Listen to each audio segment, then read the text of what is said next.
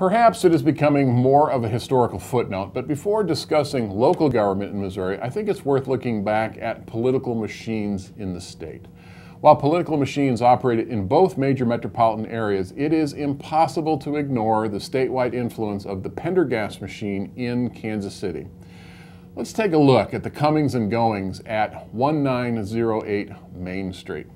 The Jackson Democratic Club occupied 3 rooms on the second floor of a 2-story yellow brick building, flanked on the north by a small hotel which Thomas Pendergast owned. On the first floor were a wholesale linen shop and an eatery. You climbed stairs to reach the club, entering a large room. On the left was an anteroom occupied by a line of people patiently waiting their turn to go through the doorway to the adjoining office.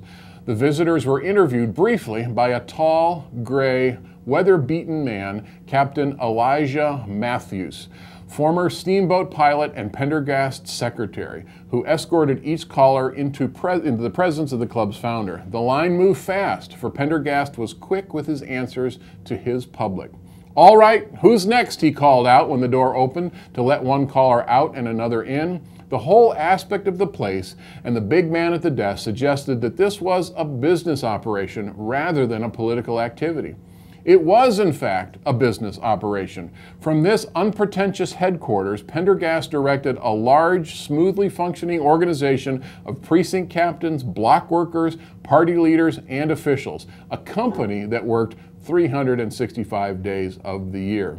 There was 1 worker for every 5 voters, and the command or inner circle included ward leaders, township leaders, and a group of business and professional men. The organization had an espionage service that included thousands of volunteer reporters. The thing that was mostly said about the Jackson Democratic Club manager was that he got things done. A piece of paper marked with his distinctive red pencil and containing the brief request to add the bearer's name to the payroll and oblige, cut through all red tape. Businessmen saw him there as an important executive who understood all the practical details of his own enterprises and got to the heart of their problem with a few direct questions. Small fry saw him as an influential citizen who was interested in their affairs, the big man who had a use for them, the head of an organization that operated on a mutual benefit basis. The boss was able to operate openly without apology, and he busied himself making a reputation as a substantial citizen, the man of property, the good family man, the friend of the masses, the Jacksonian of large simplicities who hadn't been spoiled by wealth.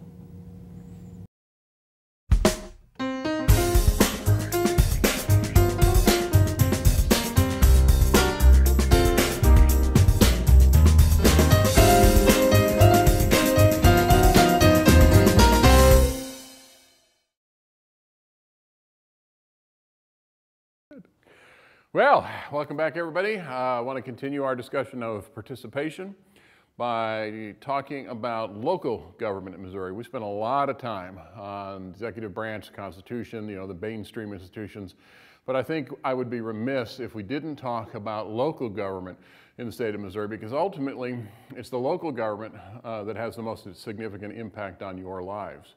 So bear with me with respect to participation, because I think I can tie this back to the initiatives and parties and interest group discussion that we've had over the last couple of days. So let's start with basically the simple things. Article 6 of the Missouri State Constitution. Article 6 of the Constitution establishes the legal foundation for local governments. Article 6 establishes the legal foundation of local governments. And I have mainly, I'll be honest, I've mainly stolen this from an excellent book, Understanding Missouri's Constitutional Government, by Richard Fulton and Jerry Brecky. This was published by the University of Missouri Press. It's a shameless plug for the University of Missouri Press because they published my book. So the legal foundation for local government is in Article 6. But let's go back to the very beginning and constitutions. Remember, we talked about forms of government. And we said that the United States government has what kind of form? Joni, you remember what kind of form of government? Okay, wait a minute. Let's say, what form of government don't we have in the United States, Joni? democracy. We don't have a democracy in the United States. We have a federal form of government and a Republican form of government. But let's go back to Missouri. Janice, do you remember what form of government we say Missouri has? Yes, it says Republican. Paul?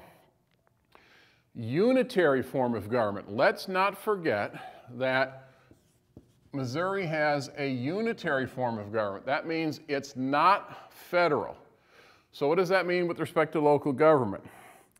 It means that the Constitution establishes the legal foundation for local government, but it's the General Assembly that delegates legislative power to local government. What that means is all power is centered in Jefferson City. That's a unitary form of government. And so the General Assembly delegates power to local government. And when I say local government, we mean counties and municipalities. Now, I think we all know what a county is. A municipality, well, we'll talk about it as it's defined in the Constitution. So local governments, mainly we're going to talk about counties and municipalities. But I'm going to start this conversation by focusing just on counties and how they're defined and administered. And I'm going to break this into two parts. We want to talk about the classes of county, and that won't make any sense until we explain it. The classes of counties, and then talk about the administration of counties, how counties are actually administered. Just a little background, there are 114 counties in the state of Missouri, 114. That means, I'll put it over here, 114 counties, it's the third largest or third highest number of counties, in the United States. There's a lot of counties in Missouri. So let me talk about classes. It's important to note, especially in comparison to municipalities, classes are defined not by population, but by assessed property valuation. Whoa. How much is property worth in this county? That's what defines the class. So I want to start with that definition. It's property value or property valuation. And this is crucial, especially for exams, not population. So it's prop, not pop. Counties in Missouri are defined by property valuation. The legislature, the Constitution, let me go back. The Constitution provides for 4 classifications.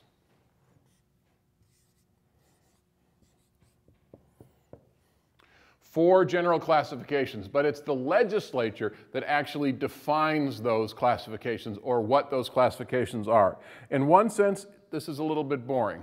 Class 1 counties have $6 million in property valuation or more, $600 million in property valuation or more. So you're a Class 1 county if you have $600 million worth of property. You are Class 2 county if you're between $460 million and $600 million.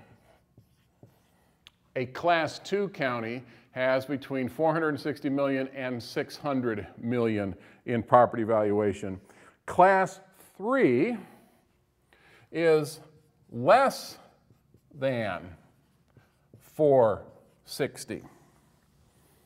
Anything less than 460 is Class 3. Then what would Class 4 be? Because anything less than 460 includes anything between 459 and 0. Class 4 is unique. How do you catch a unique rabbit, John? It's worth doing the joke twice in one semester. Unique up on him. It's unique. Class 4 has 4 counties. Lafayette,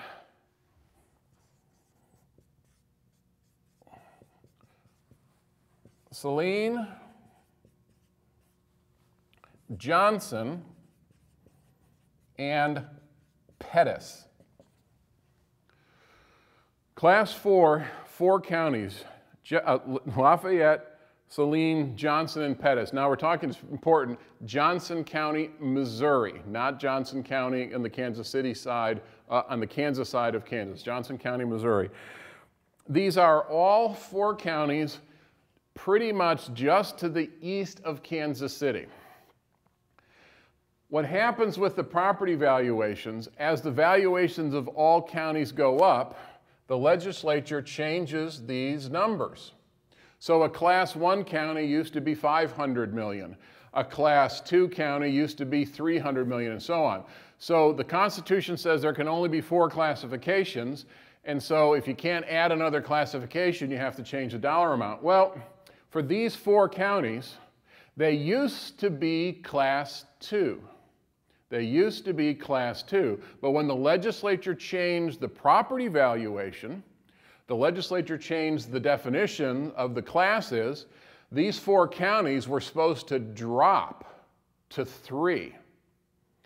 And the legislature basically grandfathered or granted these 4 counties a special exemption. Rather than be third-class counties where they belong, the legislature has allowed them to continue to act as Class 2 counties. Those 4 counties are unique in the state of Missouri. Those 4 are not defined by their property valuation. Okay, that's the classes. There's another option here within classes, and that is a charter form of government.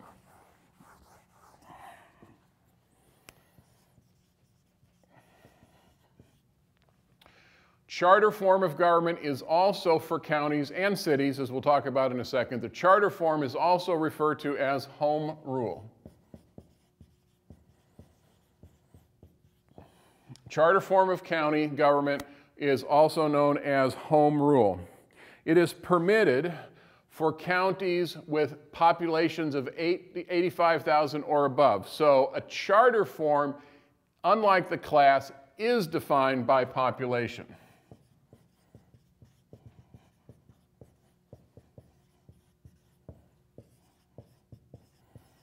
So if the county has 85,000 residents or more, the residents of that county can opt for a charter form of government. Now, the charter form is the equivalent of a local constitution. Now, we talked, if you remember, when we talked about the Missouri plan and how local judges were selected in Kansas City, we talked about how they were done in accordance to the Kansas City Charter, okay? This is that same thing with respect to counties. We'll come back to cities, but essentially a charter is a local constitution, and it has to define the structure of government. You know, the basic things we're talking about, form of government that we do for the United States and Missouri. A charter defines the structure of the county government, but it does the same thing a constitution does with respect to the offices. So it has the number of officers,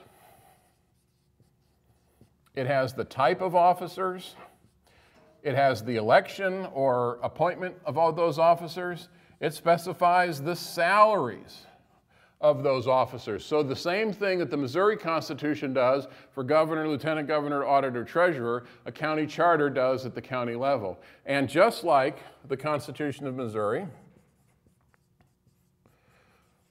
a county charter also defines the powers and duties, of those officers. Now, let's put it all into a nutshell here for just a second. Class 1 counties, really wealthy counties by property valuation, there are 17 Class 1 counties. There are 4 Class 2 counties between 460 and 600, and the less than 460 is 89 counties in Missouri. Now, there's 114 counties in Missouri, 89 of them are Class 3, less than 460. Now, those special 4, so 89 plus 4, 93 counties are the equivalent of Class 3 with respect to property valuation. So the most of the counties in Missouri would be included in that Class 3. Now, the charter form, there are only four counties in the state that have opted for a charter form of government, and they are St. Louis County, St. Charles County. Now, obviously, those are on the St. Louis side. Jackson County, which is Kansas City, and Greene County here in Springfield. So of the 114 counties, only 4 of them have opted for a charter form of government. So if you're talking about counties, Missouri looks at them by class, which is defined by property valuation, or charter form, which is defined by population. And again, most counties have not opted for that charter form of government. I'm sorry, Richard? Yes, more county, I mean, you're right, those are the biggest counties by population, but there are other counties, Boone County, and some farther south of the St. Louis area, others closer to Kansas City, Cole County, where Jefferson City, they would have the population to opt for a charter government, but have chosen not to. So yes, more counties would qualify than just the 4 that have done so, but that's a good question. So class by population, class by property valuation, and charter governments defined by population, although again, only 4, okay? So when you say, you think about your high school, what class high school? That's how Missouri looks at the counties. What class is that county in? So that's classes. Question? All right, I also want to talk about the administration of counties. And there's a fair amount of uniformity to the administration of counties. And I'll just move this over so we have it in the center. There is a fair amount of uniformity in the administration of counties. And this is pretty straightforward for all of them. Non-charter, non-charter, there's only 4 charter, so non-charter is everybody else. That means how many? 114 minus 4, George? 110, okay. Non-charter are administered the same way. So 110 counties in Missouri have this exact same structure. And that structure is a 3-person commission,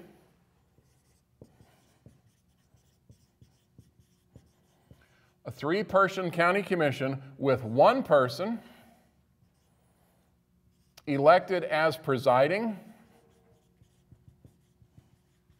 and 2 people elected as either north-south or east-west commissioners. Each county is divided in 2, basically. 1 person is elected as a presiding commissioner, and the other 2 are elected regionally. So if the county is split north and south, it's 1 from the north district and 1 from the south. If it's east-west, then it's 1 from the east and 1 from the west. Each county has exactly the same structure in this regard. So non-charter, 3-person commission. Now, what do counties do? And I think this is a fair question. And let me just read a passage. It's one of my favorite passages with respect to descriptions of counties, and I'm sure you'll have one of your own. But the basic function of a county is to chronicle the legalities necessary to maintain a community. To chronicle the legalities necessary to maintain a community. In other words, the county is the recorder of our lives. The county is the recorder of our lives. Well, what does that mean? Well, recorder of our lives, I would say, is broken down into 3 basic functions: administrative functions, financial functions, and judicial or legal functions. So, administrative functions, financial functions, and legal or judicial functions. So if you think about counties as the recorder of our lives, let's see how that translates into actual people. When we think about the administration of a county, we think about 3 people: the county clerk, the recorder of deeds, sometimes just referred to as the recorder, and the public administrator. If I just looked at a county, and I just looked at the administration of that county and want to see the administrative functions of that county, I would find those three: the county clerk, the recorder of deeds, and the public administrator. What does the county clerk do? The county clerk keeps the records. County clerk keeps the records of the county. And more importantly, the county clerk is responsible for all elections held in that county. So the county clerk is responsible for maintaining the records of the county as well as elections. And so they, in effect, are the equivalent of the Secretary of State for the county, maintaining records and supervising and administering elections. And actually, when it comes to elections, the clerk actually is under the supervision of the Secretary of State. When it comes to elections, the clerk is under the supervision of the Secretary of State. So the clerk is responsible for records and elections. The recorder of deeds is responsible for the certification, meaning who really owns this, the certification and maintenance of real property records. Real property records. Now, the recorder of deeds, real property records, we're talking about real property. What's real property? I own this marker. Is this real property? Carol? No, that's a good question. We're not talking about the difference between tangible and intangible property. We're going to stay in the tangible property, but that's an LAW 231 question, but it's a good question. Is this real property? And the answer is no. This marker is not real property. When we talk about real property, we're talking about land. And if you think about deeds, the recorder of deeds, we're talking about property in the form of land. So each county has a recorder of deeds for real property records. And also each county has, the last one, a public administrator. And the public administrator has a very interesting job because they don't actually administer anything. It's one of those, title doesn't actually match the function. But a public administrator oversees the estates of unclaimed dead. So if you die without a will and without heirs, then the public administrator is responsible for that estate. But the public administrator is also responsible for the estates of persons that are declared incompetent and the estates of minors. So tragically, mom and dad are killed. The estate would go to the children, but the children are not of legal age. The maintenance of that estate is done by the public administrator in each county. So the estates of the dead, the estates of the incompetent, and the estates of minors. Now, for those last two, for minors and people declared incompetent, it has to come from a court order. The public administrator doesn't run around collecting estates of minor children. It has to be ordered by the court. So these would be the three that I would consider the administrative side of county government. On the financial side, there are county assessors, collectors, and treasurers. Assessors, collectors, and treasurers. Every county, I'll give you one exception here in a second, every county has an assessor, a collector, and a treasurer. The assessor is responsible for that valuation that we talked about before. The assessor assesses both real and personal property. Now, this marker is not real property, but it's mine. So it is personal property. If you're talking about taxes, what does the assessor measure? How much is your house worth? How much is your land worth? But also, you pay taxes on personal property. You own a car, you pay personal property taxes on that. The assessor is responsible for the rates or the value of real and personal property. The collector is pretty self-evident. The collector is responsible for collecting those tax monies. The assessor says how much is worth. There's a formula that says how much is due. The collector is responsible for getting that money. The treasurer Again, pretty straightforward. The treasurer is responsible for receiving the money from the collector and then distributing the money. The treasurer at the county level is responsible for receiving the money and then distributing it to the various county level agencies according to the budgets of the county commission. So on the financial side, this is pretty straightforward: assessor, collector, treasurer. On the legal or judicial side, we have some that we're familiar with and some that maybe not so much.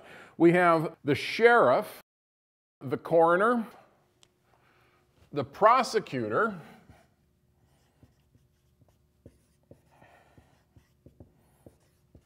and also the clerk or the circuit clerk of the associate court. Way back when, seems like a long time ago, we talked about the associate court, and there's at least one associate judge per county. Well, we'll come back to that in just a second. All right, what does the coroner do? The coroner certifies the cause of death. The coroner certifies the cause of death. In Class 1, let me put an asterisk here. I don't leave enough room. In Class 1, or charter counties, there is an appointed medical examiner. In Class 1 or charter counties, instead of a coroner, there is an appointed medical examiner. So again, in the vast majority of counties in the state of Missouri, there's an elected coroner. So the coroner certifies the cause of death.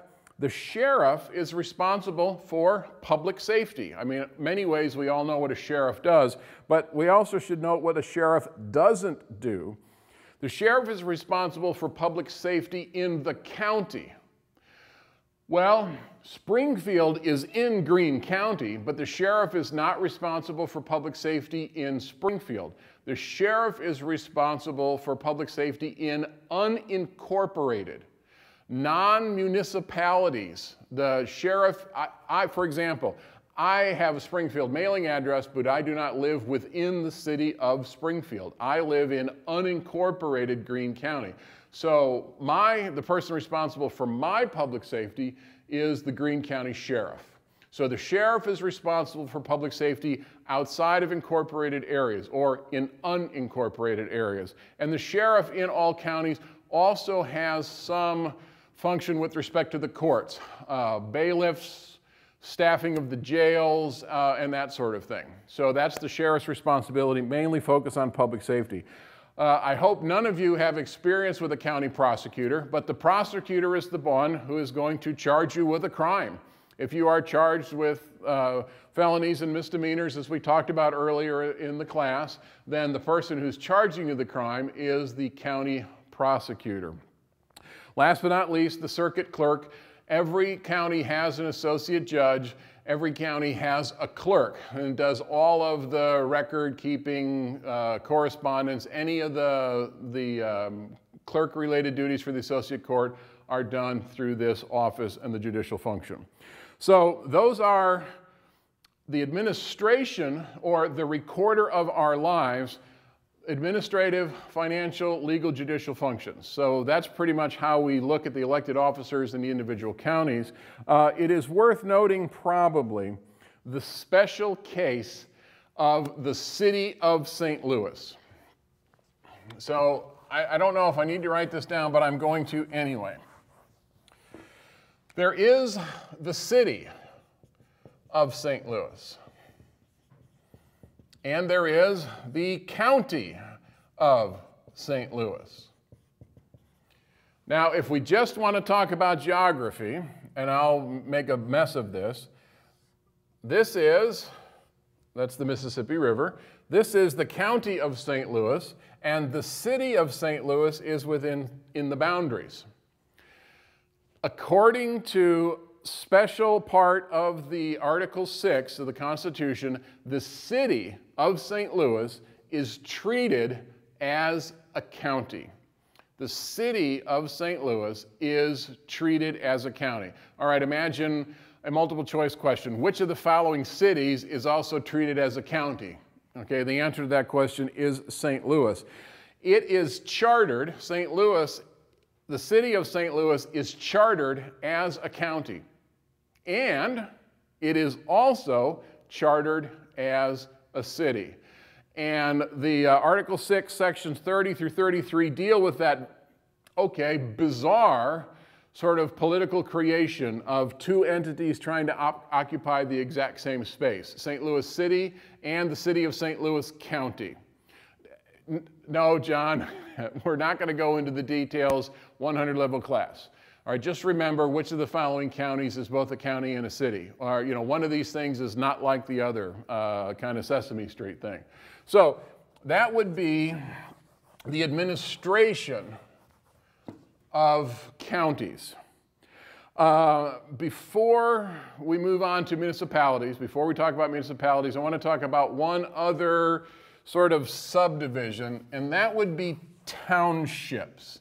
Before we talk about municipalities, let me say just one thing briefly about townships. It's a bit of a hierarchy from county to township to municipalities, but it's also not quite that. Townships are subdivisions of counties, so a township is within a county. And it's important to note that this is really an antique. A township, if you have a township, it's an antique, or yeah, that's close enough. I also like to say vestige. It's a vestige from an earlier age, from a time and a place far, far away. Mainly, there are of the 114 counties, there are 21 counties that have townships. So again, a minority of the counties. There's only 21 that have townships, but the vast majority of them are in the northwest corner of Missouri. The vast majority of counties with townships are in northwest Missouri. And you'll understand why, because the historical importance for townships, the one thing that townships did historically was maintain farm-to-market roads. The townships maintained the farm-to-market roads, which makes sense that the counties in northwest Missouri have townships. So the township is bigger than a municipality. The township is bigger than the unincorporated areas. It's not something, the farm-to-market roads were not something maintained by the county. The county maintained county roads. These farm-to-market roads were not maintained by the county. They were maintained by townships. But this is something that is not very common in the state of Missouri and certainly geographically limited to the northwest corner. Okay? Yeah, it's just a little bit weird. So I want to talk mainly about municipalities for the rest of the time today. And I'll erase over here, because when we talk about municipalities, it's different than counties. Different than counties. Municipalities are defined by population, Unlike counties, which are defined by property valuation, municipalities are defined by population and form of government. Aren't you glad you were paying attention when we talked about forms of government all those weeks ago? All right, municipalities defined by population, and they are similar to counties in that municipalities are creatures of the legislature. The Constitution establishes the legal foundation for a municipality, but it's the state legislature that delegates legislative power to the municipality. And this is important. It is not a subdivision of the county. The state does not give Greene County power and Greene County gives it to Springfield. The state gives Greene County power and the state gives Springfield power. So Article 6 outlines the powers of municipalities as those powers are granted by the state. It's not state, county, municipality. Keep that in mind, please. Six different types of municipalities.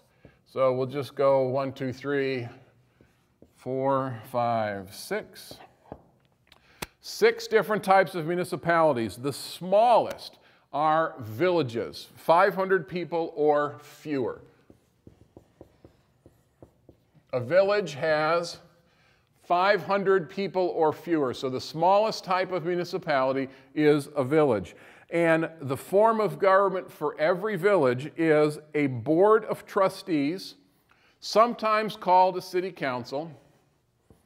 It's a board of trustees, sometimes called a council. And that board or council has a mayor, but it's an informal office. The mayor does not have formal political power. So a board of trustees or a council with a mayor, but that mayor does not have formal political power in a village. Now, number 2 are class 4 cities. I probably should have done this with A and B instead of 1, 2, 3, 4. The next step up is what's called class 4 cities. Populations between 500 people, the village size, and 2,900. So the population is between 500 and 2,900.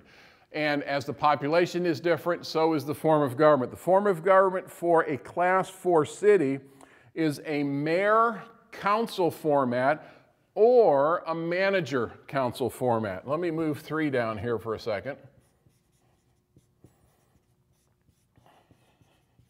Mayor-council or manager-council. Okay. Class 4, defined by population. Again, multiple choice question. Which of the following classes is defined by this many people? A class 4 county has an elected city council and a separately elected mayor, or they have an elected city council and that council appoints a professional manager. This is a choice that the voters in that municipality have to make. Do they want a mayor who is elected by the people as a political officer, or do they want a manager who is selected as a professional by the council?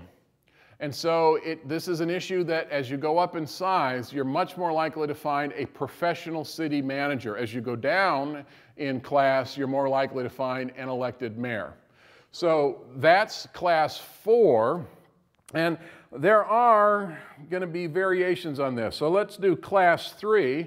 It's populations of 3,000, of course. All right, a class 3 city is population, I'm going to run out of space. Class 3 cities are defined by populations of 3,000 all the way up to 29,999. So 30,000. A class 3 city is defined by its population 3,000 to 29,999.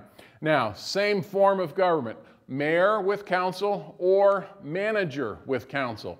But again, as you go up in population, you're much more likely to find a manager-council option.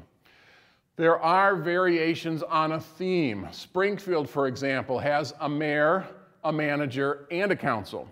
And so there is flexibility within the delegation from the legislature. There is flexibility in the state constitution in Article 6 to allow cities. Now again, Springfield has a charter, so all this is specified in a charter, but it's not that they're all in lockstep as we saw with respect to the counties. Okay, so a class 3 city will have the same form of government. A class 4 city were even larger, or I mean number 4, I'm sorry, yeah, okay, see I shouldn't have put the numbers down. Class 1 and class 2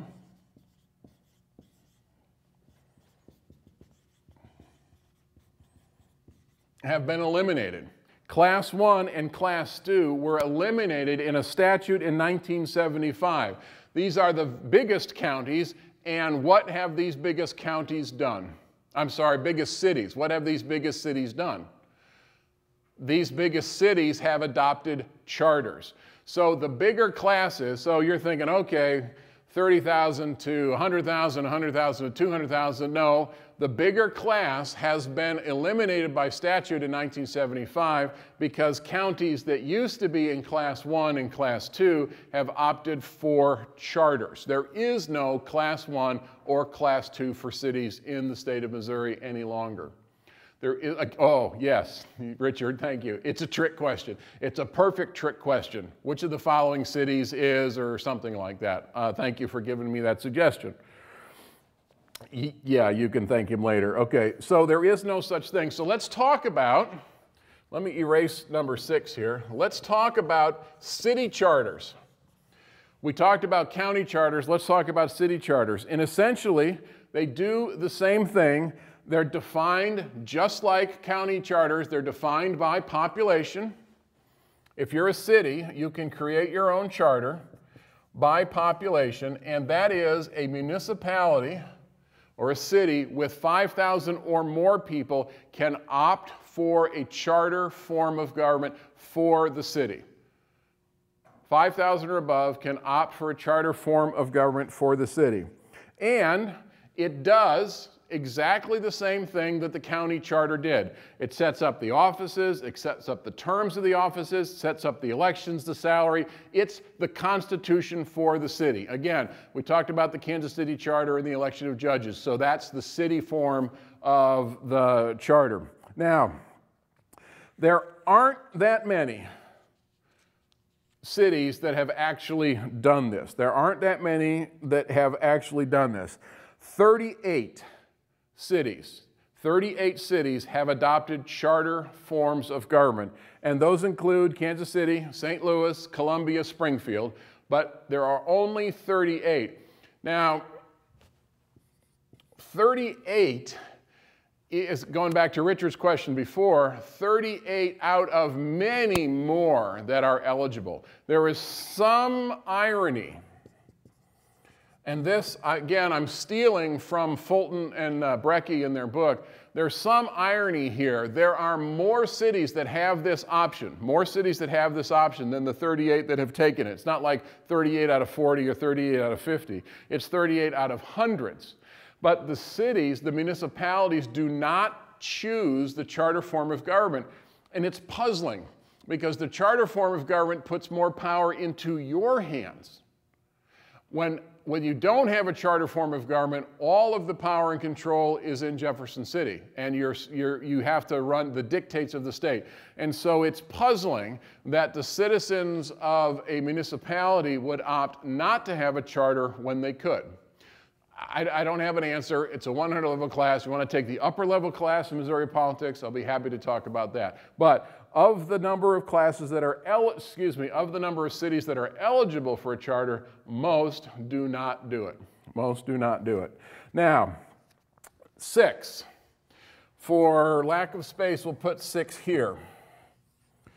6 is something called a legislative charter. The legislative charter is a little bit like the township in that it's an antique. It's something that doesn't exist anymore. There were older cities. 2 best examples are Chillicothe and Liberty.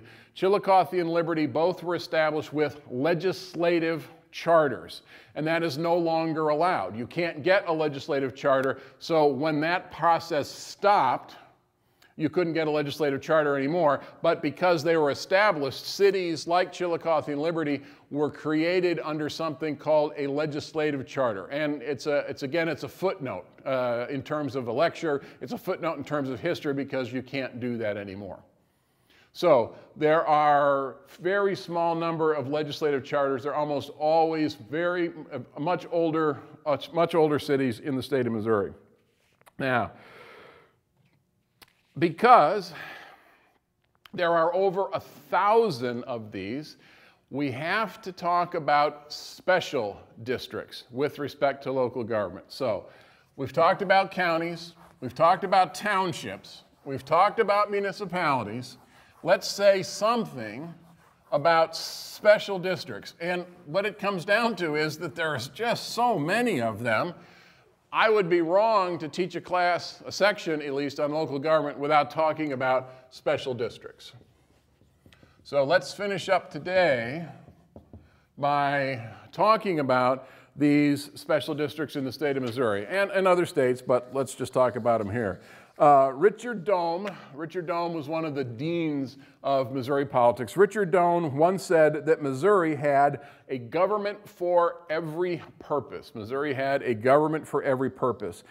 This statement was certainly true for special districts. You need something, you create a special district. And you'll understand this in just a second. Think about a county. A county is a general purpose government, does everything for everyone. A special district is created or formed for a limited purpose, usually a single purpose. All right, a single, limited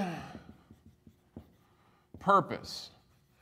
Special districts are created for single, limited purposes. And unlike counties, which are general, what they often provide is a service or fulfill a need that can't be fulfilled by a county or a municipality. A special district fills a need or a service that can't be fulfilled by a county or municipality.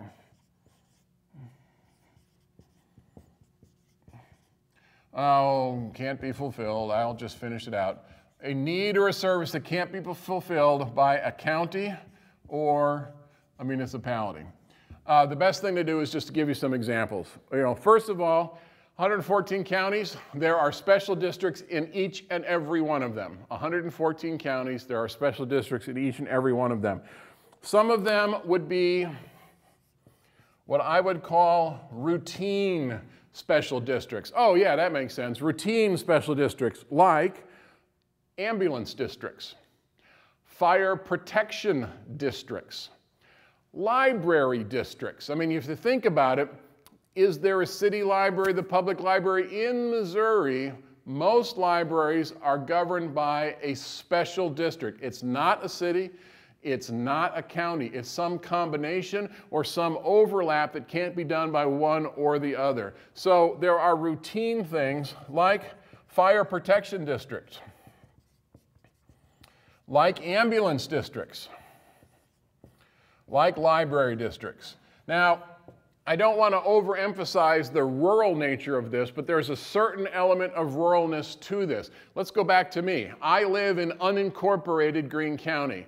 I don't live in Springfield, so when my house catches fire, I have to rely on the Battlefield Fire Protection District. It is a special district that is created for that single limited purpose. So those are the routine kinds. The second, maybe most common, would be some sort of economic district. And these are almost always related to business. An economic special district, always related in some way to business. The most common would be redevelopment districts. And I'll just put that in parentheses. And I'm making up the word. You go to a burned out section of town. Pick a town, any town, burned out section of town. City wants to revitalize that. They create a special urban district, a special redevelopment district, a special business district, an industrial park. And they redo this tax structure, they redo the tax incentives so that within this little district, things operate differently than outside of that district. And this is one way that cities, municipalities tackle redevelopment in the state of Missouri. There are other, for lack of a better term, other districts. Water and soil conservation districts, bigger than a county, bigger than a city. Water and soil conservation. I mean, if you think about flooding. I mean, if you remember back in 2011, the flooding in the St. Joseph area, there are levee districts. Yes, thank you very much, Carol. What happened? Okay, I'm thinking St. Joe. You're thinking over on the Boot Heel side. What does the Army Corps of Engineers do? They blow up a levee and they flood acre after acre after acre after acre after acre of fertile farmland. So in Missouri, one of the special districts, one of the types of special districts is levee districts. Go up to Kansas City. The Jackson County Sports Authority. Jackson County Sports Authority is a special district established for that single purpose to develop sports in the Kansas City area. So, as I said a minute ago, there are over 1,000 of these special districts. But if you think about it, and this is where we get back to the issue of participation, if you think about it, what level of government touches you most? Where does your level of participation matter the most? Where can you have the biggest impact? You can have the biggest impact in the level of government that touches you most often. And it's today. It's local government. It's the county. It's the municipality in which you live. It's the city. It doesn't matter what class it is. It's the village. It's a charter government. It's the fire protection district. This is where your participation matters. We talk about taking your clipboard. We talk about joining interest groups. We talk about voting for governors and secretary of states and lieutenant governors. But the vote that matters is the one here, in the county, in the special district. Does the library district raise the tax rate to bring in more books and build an addition? Does the fire protection district buy a new ambulance? Does the water conservation, do we build a new sewage treatment plant? These are decisions that affect your everyday life. And so it's ironic that you are more likely to participate in a presidential election than you are in a school board election. Because at the end of the day, I saved this lecture for the section on participation. It sounds, okay, let's go back. It sounds just like the lecture on constitutions. It sounds just like the lecture about the Secretary of State and the auditor and the treasurer. It sounds like structure, but ultimately, it's this level of government that means the most to your lives, so this is where your participation is the most important. Okay, a little bit of a soapbox there. But this is where I want you to vote. I want you to skip the next presidential election, and I want you to vote in the next fire protection district election. I want you to vote in the next tax levy to increase for water conservation, or vote against it. I want you to vote in that local level because that's where it makes the most difference. All right? Well, thank you for today. Next time we're going to solve all the rest of the problems of the world.